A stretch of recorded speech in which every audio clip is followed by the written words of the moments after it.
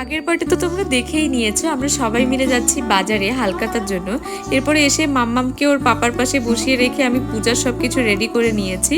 এরপরে আমি মাম্মাম আর ওর পাপা অঞ্জলি দিলাম, আর অঞ্জলি দেওয়া শেষ করে এখন চলে যাব বাড়িতে। আর হ্যাঁ, তোমাদেরকে তো বলাই হয়নি আমার সাথে আর কে ছিল। তো আমার সাথে ছিল কিন্তু আমার ননদ, ও আমাদের বাড়িতে বেড়াতে এসেছে। এই জন্য কিন্তু তোমরা ওকে দেখতে পাচ্ছ, এই যে দেখো, তোমাদেরকে আরেকবার একটু দেখিয়ে দিলাম। এরপরে বাড়িতে এসে আমরা প্রথমে একটু ছবি টবি তুলে নিলাম, কারণ যাওয়ার সময় একটু সময় পাইনি, এই জন্য ভাবলাম যে এসেই ছবি তুলি। আর আজকে আমি যে শাড়িটা পরেছি না, এটা কিন্তু আমার শাশুড়ি মায়ের শাড়ি। তো আমার আলমারিতে এত শাড়ি পরে থাকতেও মায়েদের শাড়ি পরতে আমার ভীষণ ভালো লাগে। এরপরে রুমে এসে দেখি যে একেতে প্রচণ্ড গরম, তারপরে আবার লোডশেডিং। তো এখানে মাম্মামকে জামা খুলে দিয়েছি, তারপরে ফ্রেশ হয়ে বসে পড়েছি লাঞ্চ করতে।